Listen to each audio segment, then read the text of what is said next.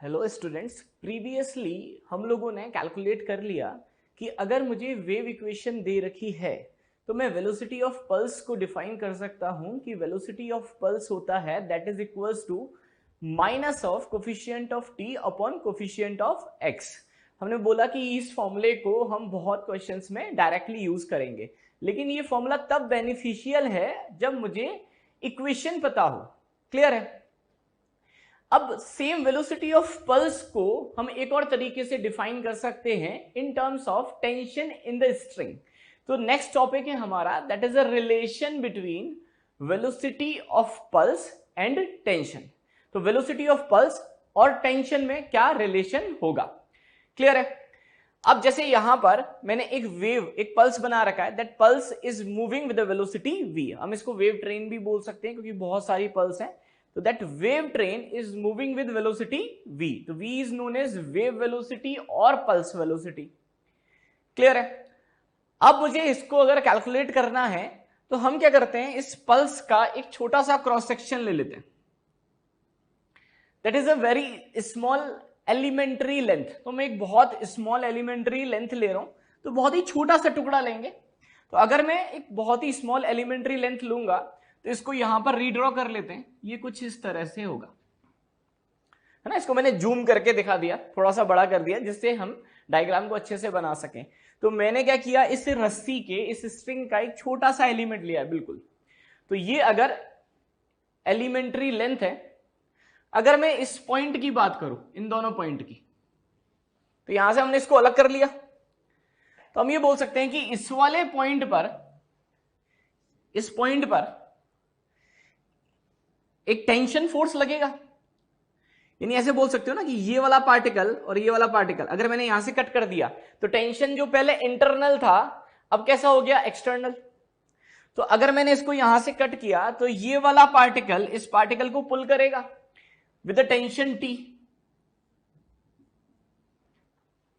Same अगर मैंने इस हिस्से को यहां से कट किया तो स्ट्रिंग में जो टेंशन था वो अब कैसा हो गया, एक्सटर्नल। तो यहां पर हम बोल सकते हैं कि इस वाले पॉइंट पर भी कैसा फोर्स लगेगा, पुलिंग फोर्स लगेगा। और वो कैसा लगेगा, इसकी सरफेस के टेंजेंशियल, यानी यहां पर कितना फोर्स आएगा, टी। क्लियर होगी बात? तो हमने क्या किया, एक इसका एलिमेंट्री लेंथ लिया, इसको यहां से कट किया, टेंशन कैसा हो गया, एक्सटर्नल। तो इस वाले पॉइंट पर टेंशन टी और इस वाले पॉइंट पर टेंशन टी। अगर मैं इसको यहां पे ड्रॉ करूं तो ये कुछ इस तरह से दिखाई देगा, दैट टेंशन टी और ये हो जाएगा टेंशन टी। इसी क्रॉस सेक्शन को हमने बड़ा करके दिखा दिया। तो ये मुझे कुछ आर्क जैसा दिखाई दे रहा है। अगर मैं यहां से परपेंडिकुलर लाइन ड्रॉ करूं इसके, तो ये मुझे इसका सेंटर मिल जाएगा। इस सेंटर पॉइंट को बोल देते हैं सी। तो अगर ये आर्क, ये जो पल्स है वो सेंटर पे जो एंगल बना रही है that is D theta. Clear है? ये जो आर्क है वो सेंटर पे कितना एंगल बना रही है, दैट इज डी थीटा। तो हम क्या कर सकते हैं, यहां पे टेंशन की दो कंपोनेंट कर सकते हैं, एक हॉरिजॉन्टल और एक वर्टिकल। तो अगर ये डी थीटा है, this complete angle is D theta, तो अगर मैं इसको दो पार्ट में डिवाइड करूं तो हम बोल सकते हैं ये जो हाफ एंगल होगा that will be D theta by 2। Same ये वाला जो हाफ एंगल होगा that will be D theta by 2। Clear है? अब यहां पर आते हैं, ये डी थीटा बाय 2 तो ये एंगल भी डी थीटा बाय 2। ये टेंजेंशियल, ये नॉर्मल, तो ये टोटल 90। ये डी थीटा बाय 2 तो ये 90 माइनस डी थीटा बाय 2। और अगर ये 90 माइनस डी थीटा बाय 2 है तो ये कितना हो जाएगा, that is D theta by 2। Clear है? बिल्कुल सिंपल है। D theta by 2, D theta by 2, 90 minus D theta by 2 और अगेन ये 90 है तो ये डी थीटा बाय 2। सेम यहां पर आते हैं, अगर मैं बात कर रहा हूं यहां पर मैंने इसको इस तरह से लाइन ड्रॉ की, ये डी थीटा बाय 2 है तो ये एंगल भी डी थीटा बाय 2 हो जाएगा, 90 माइनस डी थीटा बाय 2 तो ये angle D theta by 2। Clear है? अब टेंशन के कंपोनेंट कर लें। टेंशन के थीटा के अलोंग कंपोनेंट होता है टी कॉस थीटा, तो यहां पर आ जाएगा टी कॉस, और थीटा की जगह एंगल कितना है यहां पर, that is D theta by 2। और इस डायरेक्शन में जो टी का कंपोनेंट आएगा वो आएगा T sine D theta by 2। Clear है यहां तक?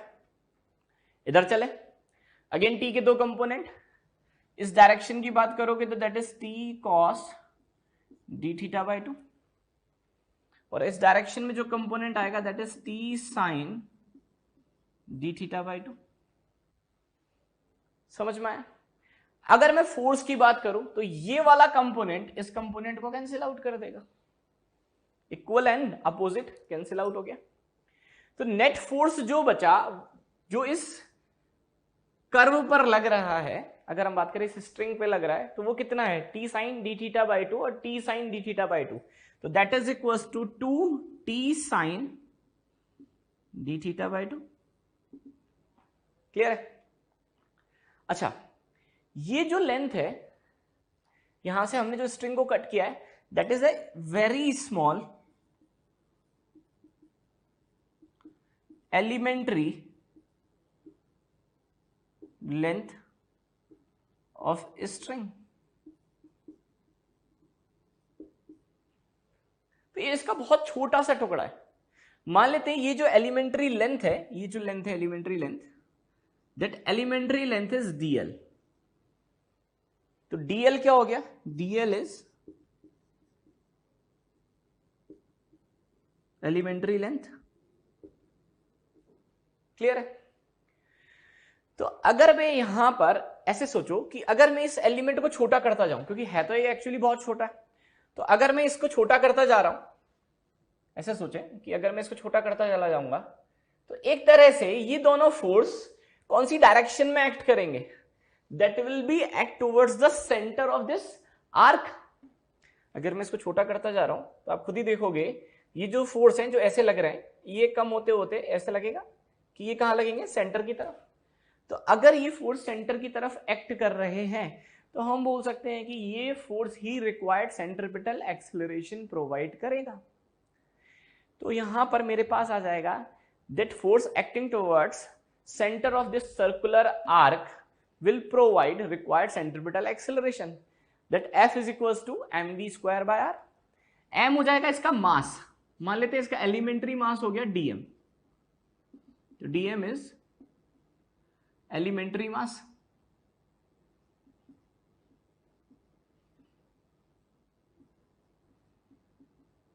that is m, v square by r, r होगा इस सर्कुलर या फिर आप बोल सकते हो इस कर्व की रेडियस, तो रेडियस हो गई है, दैट इज आर। अगर थीटा बहुत स्मॉल है, if the theta is very small, तो हम लोग एक अप्रोक्सीमेशन पढ़ते हैं कि थीटा बहुत स्मॉल है तो हम साइन थीटा को, sine theta will be equivalent to theta, और साइन थीटा अगर इक्विवेलेंट टू थीटा होगा तो sine D theta by two को डी थीटा बाई टू लिख सकते हैं।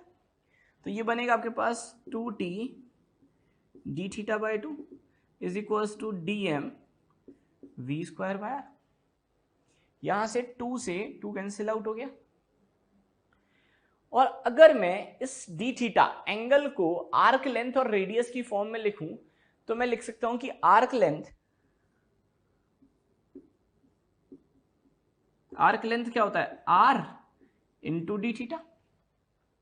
रेडियस को एंगल से मल्टीप्लाई कर दो तो ये आर्क लेंथ आ जाएगा, that arc length is equal to r into D theta, और ये आर्क लेंथ हमें पता है, ये आर्क लेंथ दे रखी है, that is equal to dl। तो ये हो जाएगा आपके पास dl is equal to r into D theta. यहां से डी थीटा को मैं लिख सकता हूं that is dl by r, इसको यहां पुट कर दें तो आपके पास आएगा t into D L by R is equal to dm v square by R. यहां से इस r से r कैंसिल आउट हो गया, यहां से आपके पास v आ गया, that v is equal to under root of, या फिर अभी ऐसे ही लिख लेते हैं, that v square is equal to t dl upon dm। Clear है? और इसको थोड़ा सा और मैं समराइज करूं तो मेरे पास फाइनली जो फॉर्मूला बनेगा that v square is equal to t upon, dl को नीचे ले जाए तो ये बनेगा t अपॉन dm बाय dl। तो यहां से मेरे पास वेलोसिटी आई v is equals to under root of t अपॉन dm by dl। dm is mass of this part of string, इस स्ट्रिंग का एलिमेंट्री मास, और dl इज इसकी लेंथ। तो ये वाली टर्म एक तरह से किसको डिनोट कर रही है, that is mass per unit length. और मास पर यूनिट लेंथ को this dm by dl is mass per unit length, और इसको हम म्यू से रिप्रेजेंट कर देते हैं। अगर मैं इसकी यूनिट निकालना चाहूं तो निकाल सकता हूं। मास की यूनिट केजी हो जाएगी और लेंथ की यूनिट मीटर हो जाएगी, तो इसकी यूनिट रहेगी केजी पर मीटर। तो फाइनली मेरे पास जो वेलोसिटी आई, that velocity will be under root of t by dm by dl को हमने क्या बोला, दैट इज म्यू, तो that is under root of t by mu.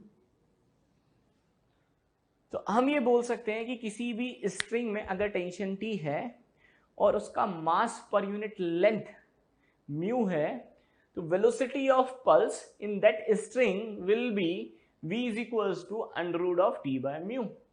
T is in tension in that string, mu is mass per unit length. Okay, तो finally हम लोगों ने velocity of pulse as a function of tension, हम बोल सकते हैं कि tension और वेलोसिटी ऑफ पल्स में हमने रिलेशन कैलकुलेट कर लिया कि वेलोसिटी ऑफ पल्स होता है that is equals to under root of T by mu. T is tension in the string, mu is mass per unit length. Clear है? ये formula बहुत इंपॉर्टेंट है। अगर आप देखोगे तो जेईई एडवांस और मेंस में इस फॉर्मूले के रिगार्डिंग बहुत सारे क्वेश्चंस पूछे जा चुके हैं, यानी ये एक बहुत ही इंपॉर्टेंट और सिंपल सा पॉइंट है, इसको हमें ध्यान रखना है क्योंकि बार बार हम इसको ड्राइव नहीं कर सकते। तो फाइनली अगर हम इस फॉर्मूले को मेमोराइज करेंगे तो हम क्वेश्चन में डायरेक्टली इसको अप्लाई कर सकते हैं। तो बिल्कुल सिंपल है, that v is equal to under root of T by mu. अब इसका एप्लीकेशन पर आते हैं। तो सबसे पहले फर्स्ट क्वेश्चन पर आते हैं। तो बिल्कुल सिंपल सा क्वेश्चन है, मैंने एक स्ट्रिंग को जिसका मास आपको दे रखा है m, मास यूनिफॉर्मली डिस्ट्रीब्यूटेड है, तो एक स्ट्रिंग है जिसका मास है m, टोटल लेंथ है l, is vertically hanged as shown. तो इसको मैंने यहां से वर्टिकल हैंग कर दिया। इस स्ट्रिंग का ये वाला एंड फिक्स है और हम पल्स जनरेट कर रहे हैं बॉटम से। ये ध्यान रखना, पल्स का जनरेशन पॉइंट भी इंपॉर्टेंट है। तो हम पल्स को यहां से जनरेट कर रहे हैं, बिल्कुल ऐसे समझ सकते हो। अगर ये मेरे पास एक स्केल होता, स्टील का स्केल होता, ऐसे समझ सकते हो। यहां पर अगर मैंने एक फ्लिक दिया तो हम बोल सकते हैं कि जो वाइब्रेशंस है वो ट्रेवल करते हुए ऊपर जाते हैं।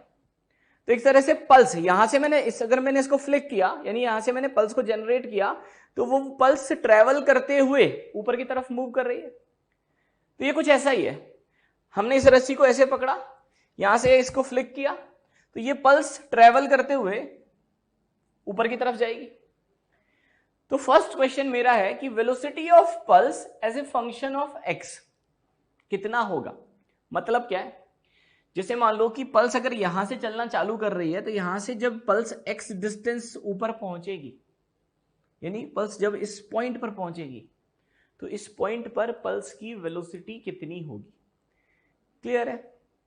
वो हम कैसे कैलकुलेट करेंगे, हम यहां से स्टार्ट करेंगे क्वेश्चन को। हम लिखेंगे कि v इज इक्वल टू कितना होता है, under root of T by mu. Clear है? t होता है टेंशन इन द स्ट्रिंग, लेकिन अगर मैं इस क्वेश्चन में देखूंगा तो इस क्वेश्चन में स्ट्रिंग के हर एक पॉइंट पर टेंशन अलग अलग है। अगर मैं आपसे पूछूंगी भाई सबसे ज्यादा टेंशन वाला कौन से पॉइंट पे टेंशन सबसे ज्यादा होगी, तो आप बोलोगे हाईएस्ट पॉइंट पर, क्योंकि यहां पर जो टेंशन होगी वो इस स्ट्रिंग के पूरे वेट को बैलेंस कर रहा होगा। क्लियर है? तो अगर मुझे इस पॉइंट पर वेलोसिटी कैलकुलेट करनी है तो मुझे टेंशन भी यहां का ही चाहिए।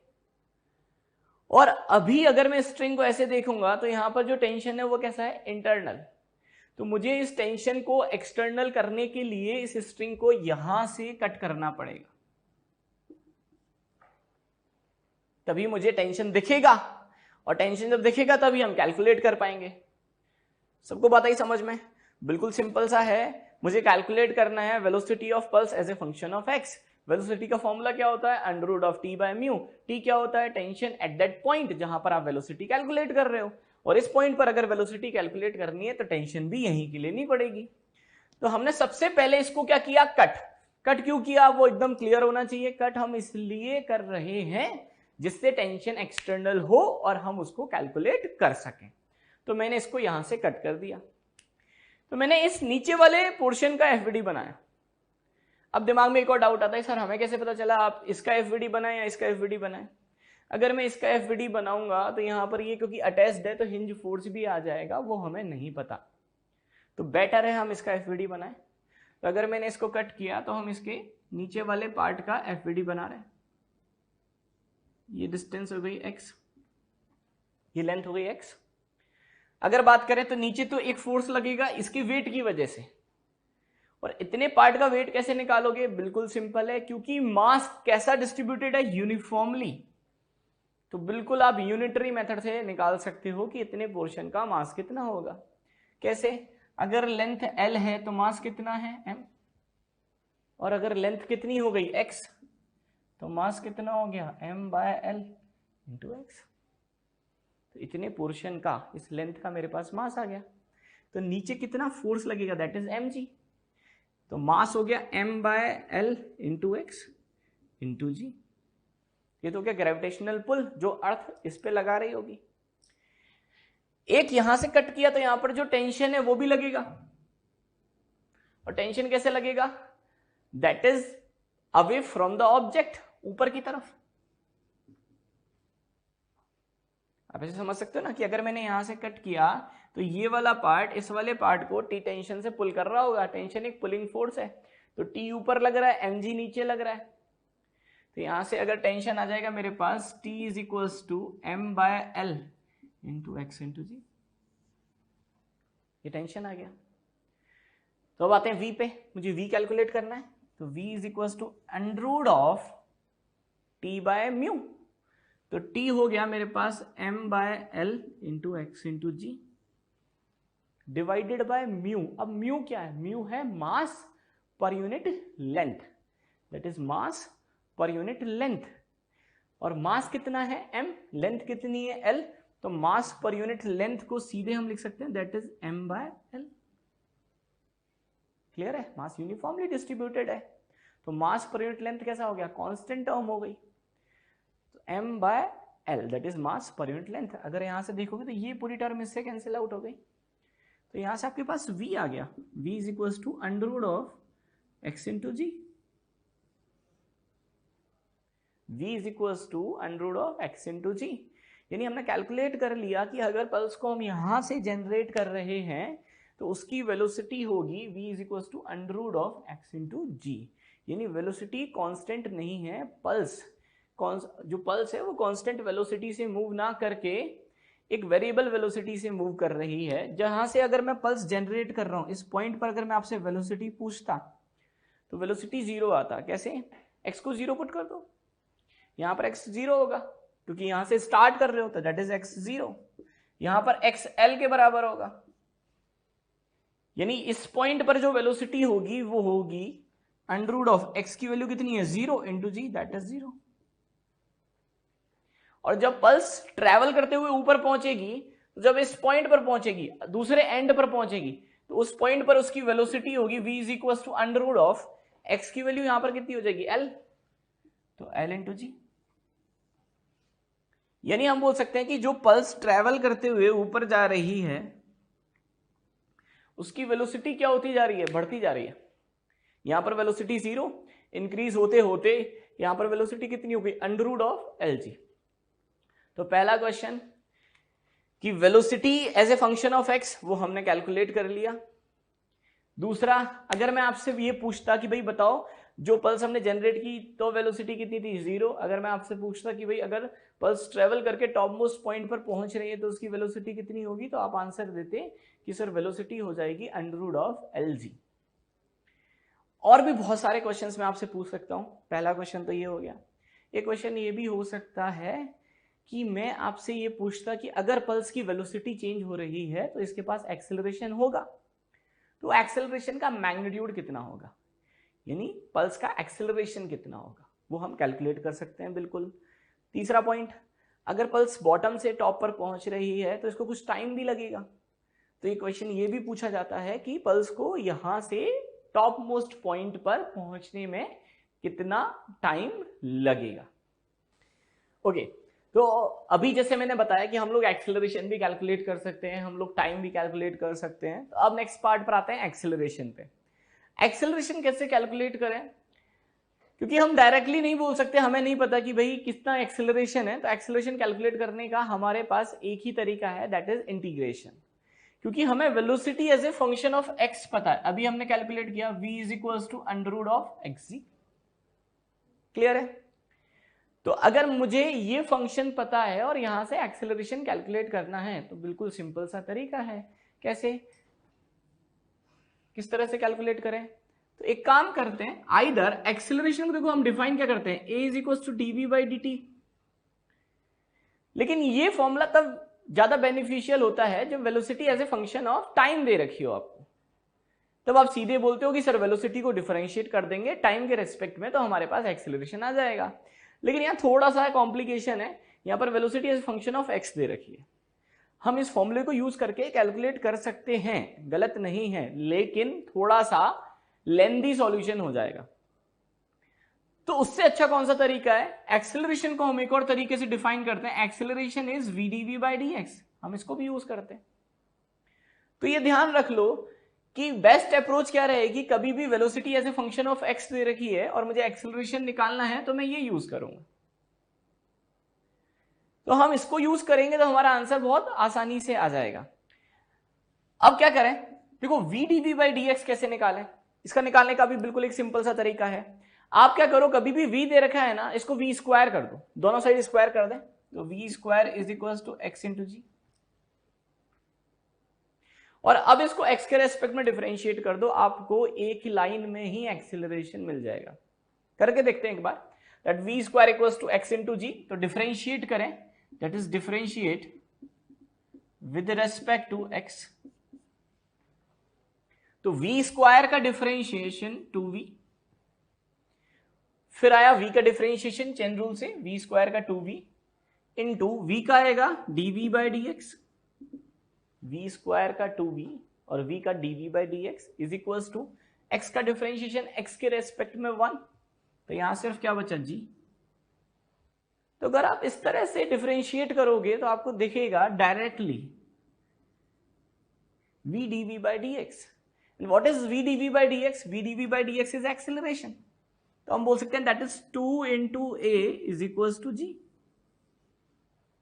तो अगर मैं एक्सेलरेशन की बात करूंगा तो एक्सेलरेशन मेरे पास आ गया g by 2।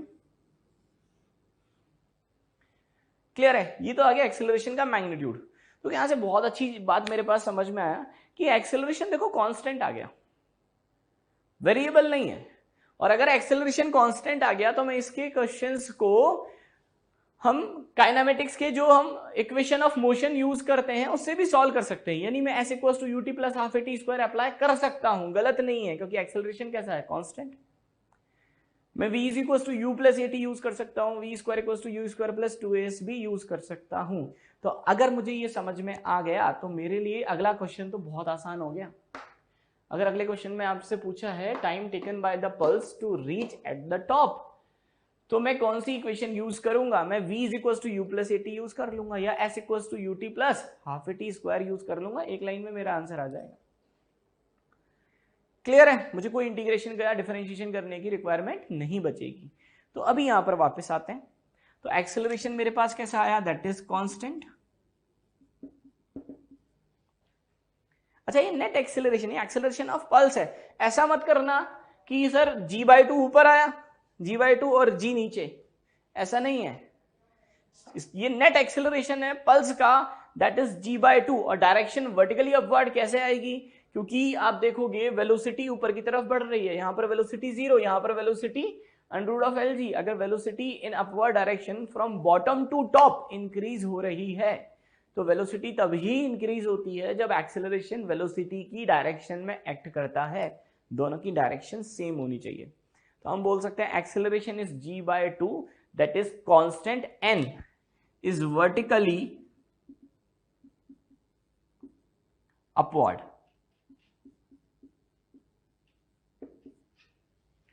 That act vertically upward. तो ये एक बहुत अच्छा हमारे पास पॉइंट आया। अब एक्सेलरेशन भी आ गया तो हमारा ये क्वेश्चन सॉल्व हो गया। अब आते हैं थर्ड पे। तो थर्ड जैसे मैंने बताया क्योंकि एक्सेलरेशन कांस्टेंट आया तो मैं इक्वेशन ऑफ मोशंस को यूज कर सकता हूं, तो वो डायरेक्टली यूज कर लेते हैं। जैसे अगर यहां से यहां तक मैं s equals to U T plus half A T square use कर लेता हूं, तो s is equals to U T plus half A T square. I am taking the upward direction as positive. आप डाउनवर्ड भी positive ले सकते हो, वो हमारी पर्टिकुलर चॉइस होती है। मैंने अपवर्ड डायरेक्शन को पॉजिटिव मान लिया, तो यहां से यहां तक टोटल डिस्प्लेसमेंट कितना हुआ, L। अपवर्ड है तो प्लस का L, तो L। पल्स यहां से चलना चालू हुई कितनी इनिशियल वेलोसिटी से, 0, तो that is 0, u0, ut0 plus half. Acceleration is g/2 vertically upward, तो इज पॉजिटिव, तो g/2 into T square.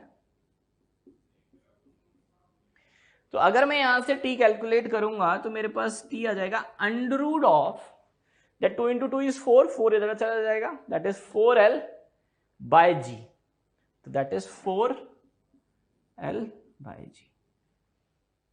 Clear है? और यहां से मैं इसको ऐसे भी लिख सकता हूं, that is 2 under root of L by G। भाई 4 का रूट बाहर ले लेंगे ना, तो रूट ऑफ 4 इज 2, तो 2 under root of L by G। इसको ये मेरे पास टाइम आ गया। एक और तरीका, आप बोलो sir v is equal to U plus A T से निकाल लो, आ जाएगा उससे भी, that v is equal to U plus A T. और v is equal to U plus A T अपनाऊंगा तो बहुत डायरेक्टली आंसर आ जाएगा। देखो v इस पॉइंट पर वेलोसिटी पता है, that is under root of L G, तो under root of L G u0, इस पॉइंट पर velocity 0, acceleration g/2 upward into time t। तो यहां से t कैलकुलेट करोगे तो t आएगा आपके पास, 2 इधर चला गया, तो 2 under root of L G by G, तो ये आ जाएगा under root of L by G. तो आप किसी भी इक्वेशन से कैलकुलेट करो, क्योंकि हम इक्वेशन ऑफ मोशन अप्लाई कर सकते हैं, तो हमारा आंसर बिल्कुल करेक्ट आएगा।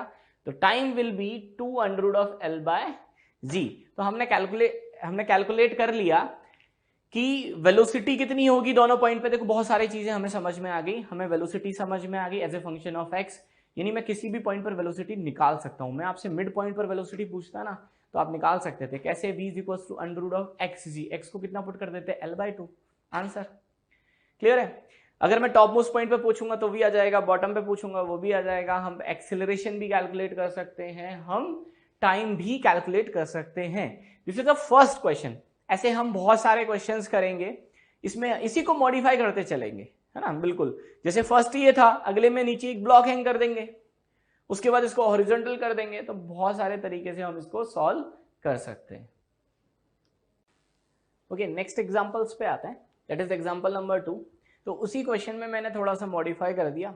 हमने पहले सिर्फ स्ट्रिंग ली थी, उसका मास m था, लेंथ l थी। अब हमने क्या किया, स्ट्रिंग के इस बॉटम एंड पे एक पॉइंट मास को और कनेक्ट कर दिया और उसका मास है कैपिटल M। बाकी क्वेश्चन बिल्कुल सिमिलर है, हम यहीं से पल्स जनरेट कर रहे हैं। फर्स्ट क्वेश्चन में मैंने पूछा है कि velocity as a function of x कितना होगा, दूसरा एक्सेलरेशन कितना होगा। क्लियर है ना। स्ट्रिंग जो है that is mass is uniformly distributed, वही कंडीशंस हैं जो प्रीवियस क्वेश्चन में थी।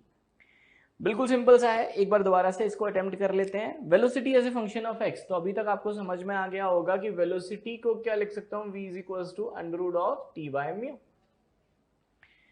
अगर मुझे यहां से x डिस्टेंस इस वाले पॉइंट पर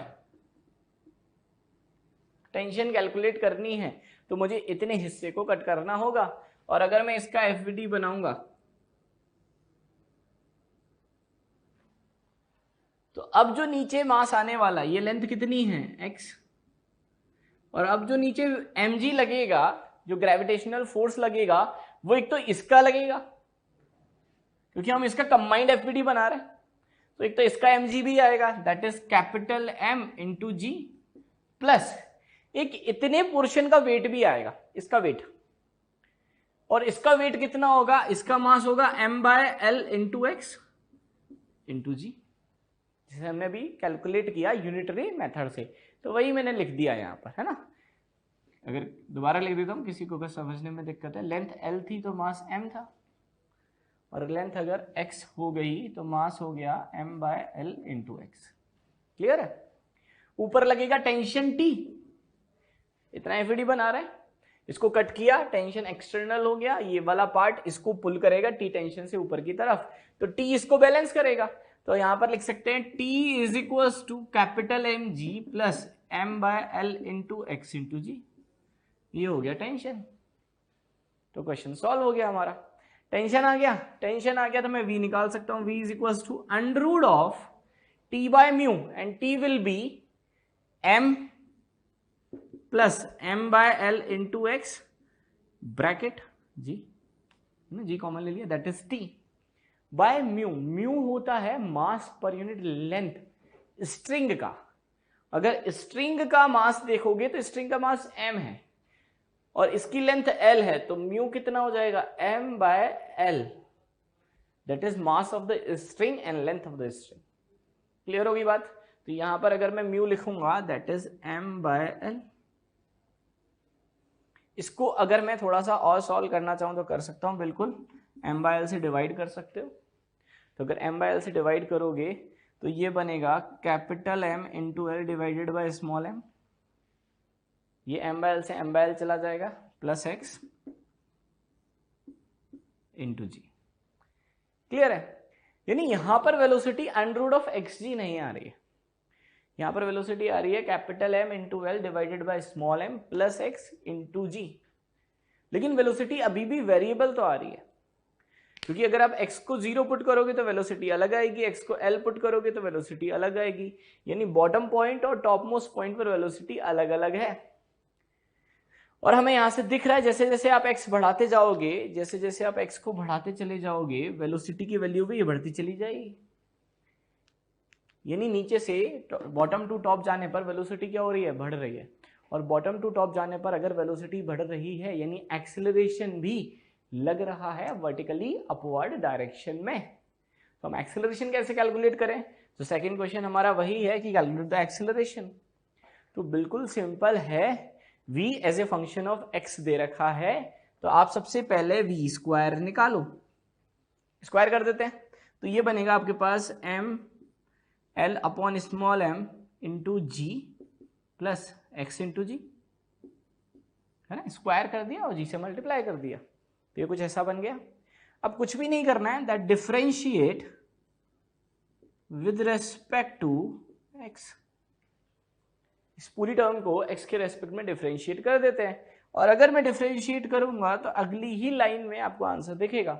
v स्क्वायर का डिफरेंशिएशन 2v और v का dv बाय dx। क्लियर है ना, जैसा अभी समझाया था आपको। इज इक्वल्स टू, अब इधर आते हैं, देखो ये टर्म पूरी कांस्टेंट है, कैपिटल M कांस्टेंट है, लेंथ कांस्टेंट है, G कांस्टेंट है, स्मॉल m कांस्टेंट है, और कांस्टेंट का डिफरेंशिएशन 0 होता है, तो दैट इज 0 प्लस x का डिफरेंशिएशन x के रेस्पेक्ट में 1, तो यहां सिर्फ बचा g। अब आते हैं इस पर, ये वाली जो टर्म है, this term is acceleration, v dv by dx is acceleration. तो यहां से अगर आप देखोगे तो ये आपके पास बना 2 into A is equals to G, तो a is equals to g by 2। तो बढ़िया सा एक रिजल्ट आया कि एक्सेलरेशन पहले भी g/2 था, अभी भी g/2 था, यानी मैंने ब्लॉक जो हैंग किया है उससे एक्सेलरेशन पे इफेक्ट नहीं आया, लेकिन पल्स की वेलोसिटी पे इफेक्ट आ गया। एक्सेलरेशन पहले भी g/2 वर्टिकली अपवर्ड था, अभी भी g/2 वर्टिकली अपवर्ड है, तो acceleration is g/2 vertically upward and acceleration is constant. यानी हम इस केस में भी अगर इक्वेशन ऑफ मोशन को अप्लाई करना चाहते हैं तो हम लोग कर सकते हैं। तो यहां पे लिख देता हूं acceleration is vertically upward and constant. Okay student, next illustration पर आते हैं। यहां पर क्वेश्चन में मैंने क्या डिफाइन किया हुआ है, a string of length L and the mass M whirled in a horizontal circle as shown. तो हमने क्या किया, स्ट्रिंग को लिया और हमने इसका एक एंड अपने हाथ से पकड़ा और इसको एक हॉरिजॉन्टल सर्किल, इस तरह के सर्कुलर पाथ पर हम रोटेट कर रहे हैं with in constant angular velocity omega. Clear है? बिल्कुल सिंपल सा क्वेश्चन है। रस्सी है, रस्सी का मास m है, लेंथ l है, और इसका एक एंड पकड़ के मैं रस्सी को इस तरह से घुमा रहा हूं with in constant angular velocity omega. आपको क्वेश्चन में एक पॉइंट गिवन है कि इग्नोर ग्रेविटी, यानी हमें कोई ग्रेविटेशनल इफेक्ट कंसीडर नहीं करना है, बिना उसके क्वेश्चन को सॉल्व करना है। तो मैंने क्वेश्चन में आपसे क्या क्या पूछा है। पहला क्वेश्चन है the tension in the string as a function of X, की टेंशन निकाल दो। तो अगर मैं इस स्ट्रिंग को घुमाऊंगा तो इसमें कितना टेंशन डेवलप होगा, वो टेंशन कैलकुलेट करना है। दूसरा, velocity of pulse as a function of X. तो यहां से आपको रिलेट करना सीख गए होंगे। अगर मैं टेंशन निकाल दूंगा तो वेलोसिटी निकालना तो बहुत आसान है। कैसे? v is equals to under root of T by mu. Tension आ जाएगा तो वेलोसिटी आ जाएगी। तो दूसरा क्वेश्चन वही है, वेलोसिटी दे दिया। तीसरा क्वेश्चन मैंने आपसे पूछा है कि time taken by the transverse wave to reach from one end to another. एक एंड से दूसरे एंड तक पहुंचने में वेव को कितना टाइम लगेगा। And the fourth question is acceleration of the wave as a function of X. Acceleration of wave कितना होगा। क्लियर है? तो हम सबसे पहले यहां से स्टार्ट करते हैं, tension in the string as a function of X. अच्छा, ये वाला जो क्वेश्चन है वो एक्चुअली 3 चैप्टर्स में आता है। एक तो हम वेव में पढ़ ही रहे हैं। टेंशन निकालने का सबसे पहला जो कंसेप्ट आता है वो सर्कुलर मोशन में आता है। तो ऐसा क्वेश्चन हम सर्कुलर मोशन में भी पढ़ते हैं कि अगर मान लो कि मैंने एक रॉड ली जिसका मास m था, लेंथ l थी, और उसको कांस्टेंट एंगुलर वेलोसिटी से रोटेट कर रहा हूं, तो उस रॉड में टेंशन कितना होगा, तो वहां पर भी आ जाता है। इसका सेम एप्लीकेशन आता है जब हम इलास्टिसिटी पढ़ते हैं, वहां पर हम स्ट्रेस कैलकुलेट करते हैं, तो वहां पर भी हम इसका यूज करते हैं। IIT-JEE ने इस क्वेश्चन को पूछ भी रखा है। तीसरा सेम आता है वेलोसिटी ऑफ पल्स कैलकुलेट करने में, यानी ट्रांसवर्स वेव में, वेव ऑन स्ट्रिंग में भी हम इसको पढ़ते हैं। क्लियर है? तो हम टेंशन कैसे निकालेंगे। टेंशन की अगर बात करते हैं, यानी यहां से x डिस्टेंस पर, यानी इस वाले पॉइंट पर मुझे टेंशन चाहिए, तो सेम अभी तो अगर मैं देखूंगा तो इस कंप्लीट रॉड में टेंशन कैसा है, इंटरनल एक्सटर्नल के लिए मुझे इसको कट करना पड़ेगा। क्लियर है? यहां से कट करना पड़ेगा। अच्छा, ऐसे समझो, अगर मैं इस वाले पार्ट का FBD बना रहा हूं, तो ये लेंथ कितनी है x, तो ये लेंथ कितनी हो जाएगी l माइनस एक्स। तो एक बार FBD यानी फ्री बॉडी डायग्राम बनाते हैं। तो दैट इज ये वाला पोर्शन में ले रहा हूं, इसकी लेंथ कितनी हो गई l माइनस एक्स। इस पॉइंट पर जो टेंशन लगेगा वो T लगेगा अवे। क्लियर है? पुलिंग फोर्स होगा, तो ये वाला हिस्सा इसको खींच रहा होगा T टेंशन से, तो T लगेगा इधर। एक सिंपल सा क्वेश्चन है, अगर इस कंप्लीट रस्सी की बात करें तो पूरी रस्सी अभी घूम रही है कितनी एंगुलर वेलोसिटी से, ओमेगा से। ऐसा समझो, अगर मैं यहां से इसको कट कर देता हूं तो क्या ये वाला हिस्सा रोटेट करेगा क्या? अगर मैं इसको यहां से कट कर दूं तो ये वाला हिस्सा तो पहले की तरह अभी भी ओमेगा एंगुलर वेलोसिटी से रोटेट करता रहेगा, लेकिन अगर मैंने यहां से कट कर दिया ना तो ये रोटेट करना बंद कर देगा। इसका मतलब अगर मैं इसको यहां से कट करता हूं तो ये जो पार्टिकल्स हैं जो यहां पर है, इतने पार्ट में है, ये अब सर्कुलर मोशन परफॉर्म करना बंद कर देंगे। यानी इनको सर्कुलर मोशन परफॉर्म करने के लिए जो रिक्वायर्ड सेंट्रीपिटल एक्सेलरेशन है वो मिलना बंद हो जाएगा। तो मैं ऐसे बोल सकता हूं कि यहां से यहां तक कि जितने भी पार्टिकल हैं उनको ये टेंशन फोर्स, भाई अगर आप यहां से कट कर दिया तो ये इस पे पुलिंग फोर्स लगा ही नहीं रहा, तो मैं ये बोल सकता हूं कि ये जो टेंशन है वो इतने पार्ट को रिक्वायर्ड सेंट्रीपिटल एक्सेलरेशन प्रोवाइड कर रहा है जिससे ये वाला पोर्शन इस सर्कुलर पाथ पे घूम सके। तो बिल्कुल सिंपल है, this tension is providing required centripetal acceleration to perform circular motion. तो हम करें क्या, यहां से x पे जाके मैंने एक छोटा सा एलिमेंट ले लिया that of the length dx। Clear है? मैं यहां से x पे गया और एक छोटा सा एलिमेंट ले लिया जिसकी लेंथ कितनी है dx। अगर मैं इसके लिए, इस एलिमेंट के लिए सेंट्रीपिटल फोर्स अगर लिखना चाहूं तो वो मेरे पास कितना आ जाएगा, that is mv square by R या m ओमेगा स्क्वायर आर। तो m को लिख सकता हूं मैं dm, तो ये हो गया मेरे पास, इसको ऐसे लिख देते हैं, दैट इज एलिमेंट्री लेंथ, और इसका dm हो गया इसका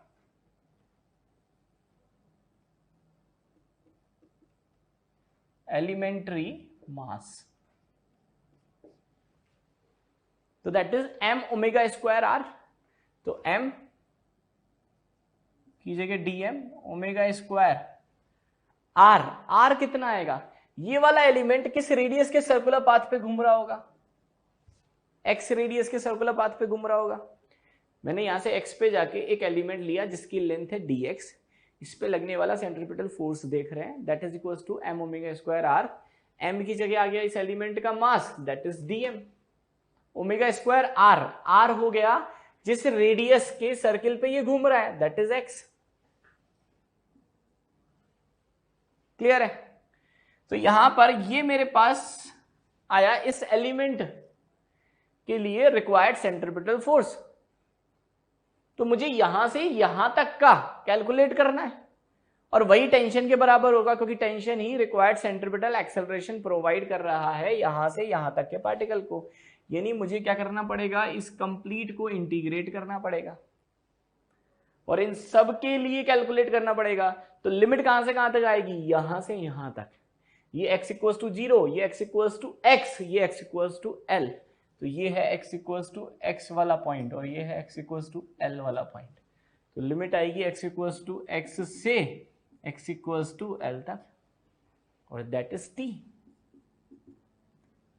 क्लियर हुई बात? एक बार इसको कैलकुलेट कर लेते हैं, फिर दोबारा से समझ लेंगे। तो अगर मैं इसको कैलकुलेट करूं तो यहां से ओमेगा कांस्टेंट है तो ये बाहर आ जाएगा, तो ओमेगा को बाहर ले लेते हैं, तो ओमेगा स्क्वायर बाहर आ गया, integration of dm into X.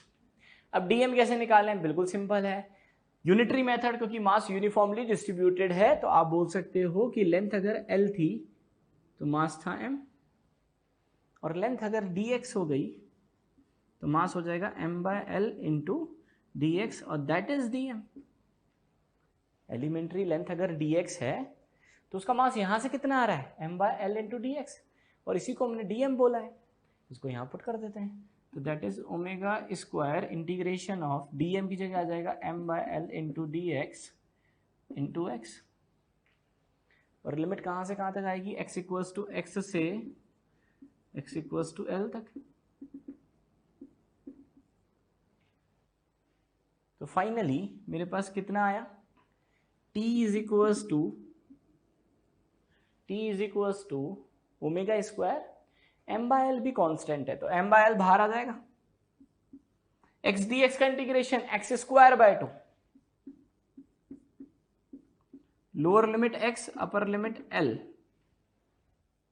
तो upper limit minus lower limit, limit put कर देते हैं, तो t आ जाएगा आपके पास m omega square by 2l l square minus X square, upper limit minus lower limit, तो that is l square minus X square. तो पहला क्वेश्चन तो हमारे पास सॉल्व हो गया। क्लियर हुई बात? तो दोबारा से समझा रहा हूं, बिल्कुल सिंपल है ये फॉर्मूला, बहुत सारे क्वेश्चंस में अप्लाई होता है, ये सर्कुलर मोशन में भी अप्लाई होता है, इलास्टिसिटी में भी अप्लाई होता है, और हम इसको वेव में भी सॉल्व कर रहे हैं। जेई ने इससे रिलेटेड ग्राफ का क्वेश्चन भी पूछा हुआ है, जेई मींस में अगर आप देखोगे इन द प्रीवियस ईयर इससे रिलेटेड ग्राफ का क्वेश्चन भी है। तो t इज इक्वल टू कितना है मेरे पास, m omega square by 2l l square minus X square. Clear हुई बात यहां तक? तो ये तो मेरा पहला पार्ट हो गया, और t अगर आ गया तो दूसरा पार्ट तो बिल्कुल आसान है। तो सेकंड पार्ट तो हम एक लाइन में कैलकुलेट कर सकते हैं कि velocity of pulse v is equal to under root of t by mu होता है, तो पुट कर देते हैं, तो that is equal to under root of t is m by 2l into omega square l square minus X square divided by mu. Mu कितना हो जाएगा, mu is mass per unit length of the string, that is m by L, mu is mass per unit length, तो mass of the string is M, length is L, ये cancel out हो गया। तो यहां से देखोगे तो आपके पास v जो आया वो आया under root of omega square को बाहर ले लूं तो ओमेगा में कन्वर्ट हो जाएगा, तो v is equals to omega, यहां पे √2 बच गया तो ओमेगा बाय √2, यहां पर बचा under root of L square minus X square, यानी under root of L square minus X square. तो ये मेरे पास आंसर आया क्वेश्चन नंबर सेकंड का। तो first velocity as a function of X आ गया, सॉरी हाँ, tension as a function of X आ गया, दूसरा velocity as a function of X आ गया। ओके, तो नेक्स्ट पार्ट पर आते हैं। तो हमने स्टार्टिंग के 2 पार्ट कैलकुलेट कर लिए, हमें वेलोसिटी आ गया और हमने टेंशन कैलकुलेट कर लिया। अब नेक्स्ट पॉइंट पर आते हैं। थर्ड क्वेश्चन था मेरा कि पल्स को अगर मान लो यहां से जनरेट कर रहा हूं तो इस एंड से इस अदर एंड पर पहुंचने में कितना टाइम लगेगा। क्लियर है, ये थर्ड क्वेश्चन था। एंड द फोर्थ क्वेश्चन था कि acceleration of wave as a function of X. तो पहले एक काम करते हैं, फोर्थ क्वेश्चन कैलकुलेट कर लेते हैं क्योंकि ये ज्यादा आसान है। अगर आप यहां से देखोगे ना तो v as a function of x पता है, तो एक्सेलरेशन कैलकुलेट करना तो बहुत आसान है। एक्सेलरेशन कैसे कैलकुलेट करोगे, यहीं से कैलकुलेट कर लेते हैं। पहले v स्क्वायर निकाल लें, that v square is omega square by 2, दोनों साइड स्क्वायर कर दिया, l square minus X square. Now we will differentiate velocity as a function of x, या फिर velocity differentiate v with respect to x। तो अगर मैं इसको differentiate करूंगा तो v स्क्वायर का आएगा 2v और v का आएगा dv बाय dx। अब मैंने डायरेक्टली लिख दिया, हम कई बार कर चुके हैं इसको। तो v square by 2 that is constant, l square ये कांस्टेंट है तो इसका डिफरेंशिएशन हो जाएगा 0 माइनस एक्स स्क्वायर का डिफरेंशिएशन हो जाएगा 2x। एक 2 से ये 2 कैंसिल आउट हो गया, तो यहां से आपके पास आया that v dv by dx is acceleration. तो a is equals to minus का omega square x divided by 2। तो मेरे पास आया a is equals to minus omega square x divided by 2। ये मेरे पास एक्सेलरेशन आ गया। क्लियर होगी बात। अब यहां पर एक्सेलरेशन नेगेटिव आ रहा है तो वो कैसे देखें, जैसे अगर मान लो मैं x को 0 पुट करता तो वेलोसिटी कितनी आती, तो वेलोसिटी आती है आपके पास v is equals to omega l by √2। Clear है, 0 पुट करो, x को 0 पुट करोगे तो under root of l square is l, तो ओमेगा l बाय √2। और यानी यहां पर जो वेलोसिटी है वो है ओमेगा l बाय √2, और यहां पर अगर मैं वेलोसिटी निकालूंगा तो x को l पुट करें तो v कितना आएगा, x को l पुट करोगे तो l square minus l square is 0, तो वेलोसिटी 0 आ जाएगी। क्लियर है, यानी अगर हम बात करें तो यहां से यहां तक अगर पल्स ट्रेवल करते हुए जा रही है तो वेलोसिटी उसकी डिक्रीज हो रही है, इसका मतलब एक्सेलरेशन वेलोसिटी के अपोजिट डायरेक्शन में एक्ट कर रहा है। तो यहां पर जो एक्सेलरेशन माइनस में आया है वो यही शो कर रहा है कि acceleration is acting in opposite direction of pulse movement. अगर पल्स आगे की तरफ ट्रेवल कर रही है, देखो ना, माइनस ऑफ एक्स, तो अगर हम बात करें तो एक्सेलरेशन अपोजिट डायरेक्शन में है। और यहां पर एक्सेलरेशन कांस्टेंट नहीं है, एक्सेलरेशन किस पे डिपेंड कर रहा है, एक्स पे डिपेंड कर रहा है। तो हमने ये कैलकुलेट कर लिया। अब अगले क्वेश्चन पर आते हैं। मुझे कैलकुलेट करना है time taken by the transverse wave to reach from one end to other end. वो हम कैसे कैलकुलेट करें, मुझे वेलोसिटी पता है, v कितना है, that is omega bye √2 l square minus X square की पावर 1/2। v को मैं क्या लिख सकता हूं, दैट इज v, और v को मैं dx बाय dt लिख सकता हूं, तो यहां लिख देते हैं that is dx by dt। Clear है, तो v is dx by dt is omega by root two L square minus X square की पावर 1/2। अब बिल्कुल सिंपल है, टाइम को इधर ले जाते हैं और x वाली टर्म को इधर ले आते हैं, तो ये बनेगा आपके पास dx upon under root of L square minus X square is equals to omega by root two into D T. ये टर्म आई मेरे पास। अब दोनों साइड इंटीग्रेट कर दें। पल्स यहां से ट्रेवल कर रही है तो इनिशियल टाइम 0, तो t इक्वल्स टू 0, और यहां तक पहुंचने में टाइम t लगा तो लिमिट आएगी t इक्वल्स टू 0 से t is equals to t। तो t is equals to 0 starting time, यहां तक पहुंची, t टाइम लगा तो t इक्वल्स टू t, तो ये लिमिट हो गई। यहां पर x के रेस्पेक्ट में इंटीग्रेट कर रहे हो तो यहां से स्टार्ट हुई पल्स तो x टू 0 और यहां पर x इक्वल्स टू l, तो लिमिट आएगी x इक्वल्स टू 0 और ये हो गया x इक्वल्स टू l। इसको ऐसे भी रीड कर सकते हो, when the time is 0 pulse की लोकेशन x इक्वल्स टू 0 है, when the time is t pulse की location x equals to l है, तो इसको इंटीग्रेट करें। अब अगर हम इसके इंटीग्रेशन की बात करें तो हम इसको मैथमेटिक्स में कैलकुलस में बहुत अच्छे से पढ़ते हैं। इसका इंटीग्रेशन आएगा sine inverse of x by l,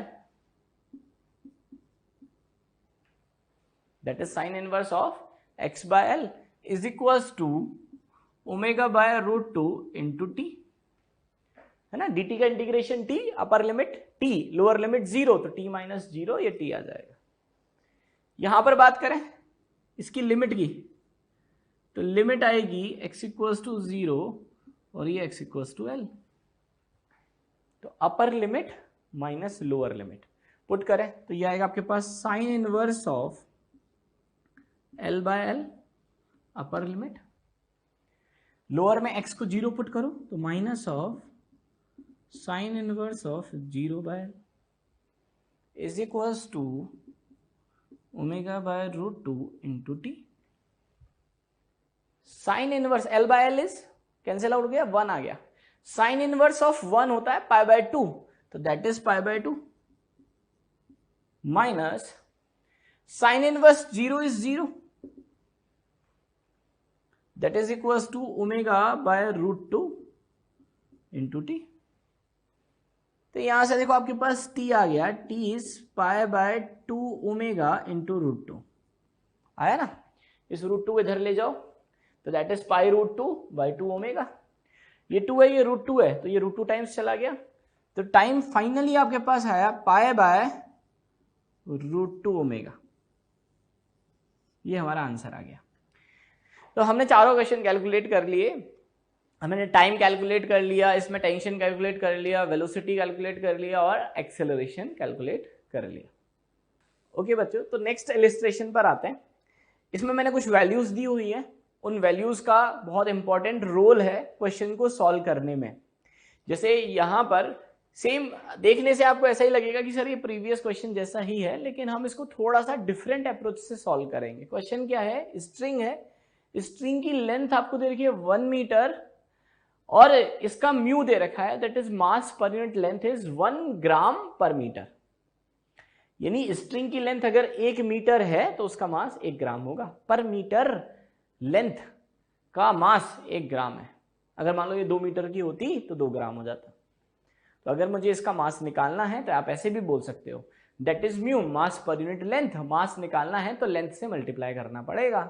अगर इसकी लेंथ 1 मीटर है तो अगर मैं लेंथ से मल्टीप्लाई करूं तो देखो इस पूरी स्ट्रिंग का मास 1 ग्राम है बस। फिर हमने क्या किया, नीचे एक ब्लॉक को हैंग कर दिया, उस ब्लॉक का मास है 1 kg। यहां से पल्स जनरेट कर रहे हैं। मेरा क्वेश्चन है कि पल्स को बॉटम टू टॉप पहुंचने में कितना टाइम लगेगा। क्लियर है? मेरा एक सिंपल सा क्वेश्चन है, अगर मैं आपसे पूछता हूं कि बताओ भाई यहां पर इस पॉइंट पे कितना टेंशन होगा, ये पॉइंट मास जो हमने हैंग किया है इस वाले पॉइंट पे कितना टेंशन होगा, तो आप बोलोगे सर यहां पे जो टेंशन होगा ना वो इसके वेट को बैलेंस करेगा सिर्फ। दैट इज 1 kg का मास है तो 1 × 10 यानी 10 न्यूटन। और यहां पर कितना फोर्स टेंशन होगा, तो इस वाले पॉइंट पे अगर मैं टेंशन देखूं तो T इज इक्वल टू होगा इसका mg और इसका mg, तो इसका mg तो हो जाएगा 1 इंटू जी और इसका mg हो जाएगा इसका वेट। तो इसका मास 1 ग्राम है, तो 1 इंटू 10⁻³ kg इंटू 10। तो ये टॉप मोस्ट पॉइंट पे टेंशन आया। बॉटम मोस्ट पॉइंट पे टेंशन कितना होगा, T इज इक्वल टू सिर्फ इसका वेट, दैट इज 1 इंटू जी। इसको मान लेते हैं T1, इसको मान लेते हैं T2। ये बताओ T1 और T2 में कुछ ज्यादा डिफरेंस है क्या? बिल्कुल नहीं है। अगर हम बात करें तो ये हो गया 10 और ये हुआ 1/100, 10⁻²। ये इसके रेस्पेक्ट में बहुत छोटा है, तो हम इसको नेग्लेक्ट कर सकते हैं, दैट इज टेंडिंग टू 0। यानी मैं बोल सकता हूं कि इस नीचे से ऊपर जाने में टेंशन का वेरिएशन बहुत स्मॉल है, इतना स्मॉल कि हम उसको नेग्लेक्ट करके भी क्वेश्चन को सॉल्व कर सकते हैं। क्लियर हुई बात? क्यों नेग्लिजिबल हमने कर लिया? क्योंकि जो स्ट्रिंग है उसका मास बहुत कम है, तो ऊपर जाने पर इस पॉइंट पर अगर मैं वेट निकालूंगा तो वेट बहुत कम आएगा। तो बिल्कुल सिंपल सा है, यहां से जब आप ऊपर जा रहे हो टेंशन का वेरिएशन बहुत कम है, टेंशन को हम कांस्टेंट मान के सॉल्व करेंगे। तो यहाँ पे टेंशन हमने कितना था 1 इंटू जी, और यहाँ पर भी टेंशन हमने 1 इंटू जी मान लिया, क्योंकि स्ट्रिंग का वेट तो नेग्लिजिबल आ रहा है। तो अगर मैं स्पीड लिखता तो देखो T इज इक्वल टू क्या, V इज इक्वल टू क्या लिखते हैं, √T/μ, S tension is constant, tension is constant, mu is constant, mu is mass per unit length, वो तो कांस्टेंट है। तो हम बोल सकते हैं इस केस में हम V को कैसा मान सकते हैं, एक्चुअली है नहीं, क्योंकि टेंशन एक्चुअली कांस्टेंट नहीं है, वेरिएबल है, लेकिन वेरिएशन बहुत स्मॉल है, तो we are assuming that tension is constant. तो अगर टेंशन कांस्टेंट है, म्यू कांस्टेंट है, तो वी कैन से वेलोसिटी भी कांस्टेंट होगी, और वेलोसिटी अगर कांस्टेंट है तो एक्सेलरेशन क्या हो जाएगा, 0।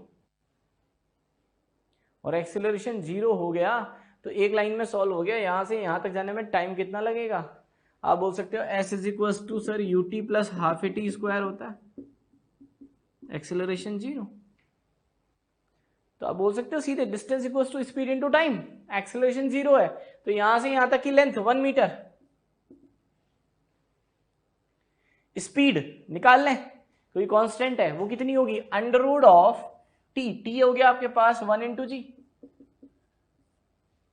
Bye mu, mu is 1 gram per metre, तो 1 ग्राम, ग्राम इज 10⁻³ केजी में कन्वर्ट कर दिया, तो 1 kg पर मीटर। तो इसको मैं सॉल्व करूंगा तो ये आपके पास आएगा, इसको ऊपर ले जाए तो ये बनेगा 10⁻³ और g हो गया 10, दैट इज 10⁻⁴, और उसका रूट यानी 10²। यानी स्पीड कितनी आई मेरे पास, 100 मीटर पर सेकेंड। यानी हम बोल सकते हैं जैसे ही मैं यहाँ पर इम्पल्स पल्स को जनरेट करूंगा, पल्स ऊपर की तरफ जाएगा विद इन कांस्टेंट स्पीड, और वो स्पीड होगी 100 मीटर पर सेकेंड, और स्पीड अगर आगे यहाँ पे पुट कर देते हैं दैट इज 100 इंटू टी, तो टाइम कितना आ जाएगा, दैट इज 1/100 सेकेंड। यानी हम बोल सकते हैं 10⁻² सेकेंड्स में पल्स बॉटम से टॉप मोस्ट पॉइंट पर पहुंच जाएगा।